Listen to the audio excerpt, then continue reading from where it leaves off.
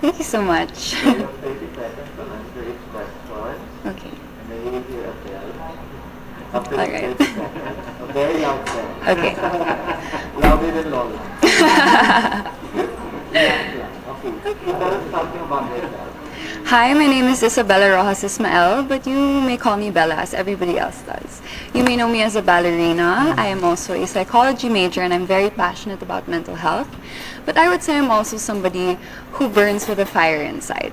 And I think this is not expected of me because I look very calm and collected all the time. I look shy sometimes. And I say that because I'm somebody who just burns with her own fire, and I'd say that's my strength.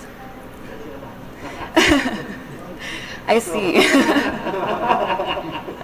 when I was Tagalog ka, what is one beautiful word in your language and what does it mean? Well, I speak Tagalog, and one of my favorite words is actually kilig. Because this is something that we can't really explain in English. There's a similar word, it's called giddy. But there's no explanation or no feeling like kilig. And it's something that I feel every time I take a step here, every time I feel like I'm so beautiful and confident, and it's something that I'd like to make people feel also when they meet me. Lagi akong pinipilit. Talaga. Kurting-kurot lang pinipilit. Marupok. Giri. Alright, okay.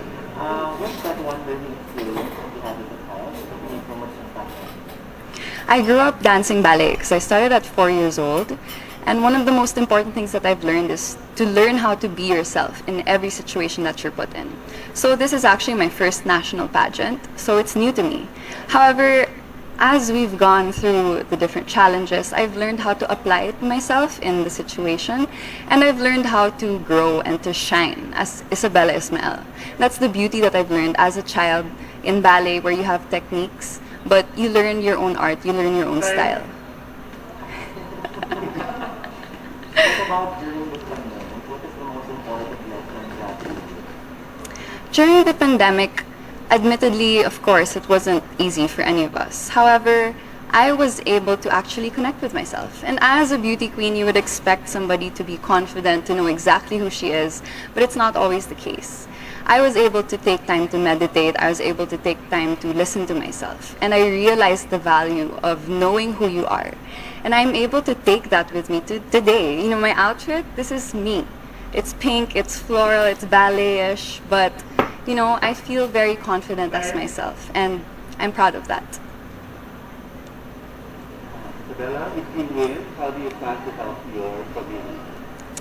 Well, I am very passionate about the mental health community, and I have a few people who are very close to me who go through mental illnesses.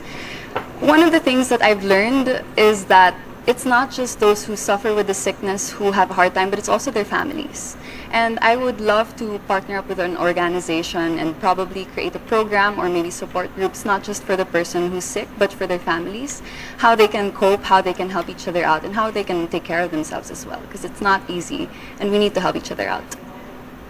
What color do you think symbolizes the phenomenal woman?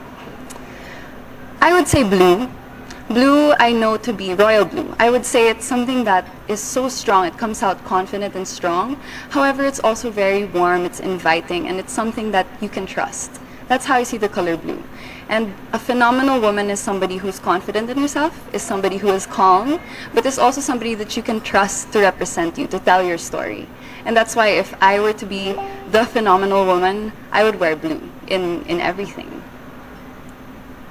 Working from home is now part of the need. So what do you think are the skills needed in this so-called workplace of the future? Actually, I would say it's knowing how to rest and to take breaks. Working from home, we have less boundaries. We have the bedroom and then the workplace, and that's difficult. This is something that we can take even after the pandemic, even when we can go back to the normal life. We can take the learning of learning how to rest, knowing when to listen to your body, knowing when it's time for a break. Because this will help us do better, this will help us develop, and this will help us understand ourselves even more. If there's one spot or one place, whether man-made or natural, that you want to promote in Paranaque, what would that be? In Paranaque, there's this place called the Empire.ph, and it's actually a bird sanctuary, and there are a lot of mangroves there too. It's very good for the environment, and I would love to promote that because I think it's very underrated, especially in Paranaque City. We're more focused on the modern side, but I think I would like to take everybody back to the traditional Paranaque, to the natural Paranaque. That's something that I would definitely talk about more, something that I would even visit. And right now it's being worked on, so hopefully when that's done, I can do more work there. You know this campaign now to hashtag Love Local. Yes. I'd like to know what local products you want to promote. I would love to promote the binka. It's a food from Paranaque. It's a rice dessert, and it's one of the best rice desserts I've ever tried. And you know, I'm Filipina. I was born and raised in Paranaque, but I just tried it earlier this year. It was something revolutionary, and I think a lot of people should try it out because not only is it, you know, it's delicious, but it's also full of culture. You can see the hard work that's put into it. You can see the Filipino culture that's in it, and I think that's something that we should be proud of, especially me as a Paranaqueña. Well, one last question for you is what is that one thing you think that young people should focus on? I would say young people should focus on their mental health. I'm very happy to see that it's something that is becoming more popular. It's a trend. However, when the trend fades, I would love for them to continue on with taking care of their mental health. It's something that I do every day, and I'm not perfect. Nobody is. And I would love for the younger ones to know that. As they grow up, as they go through different struggles and challenges, it's important to make sure that we are mentally stable.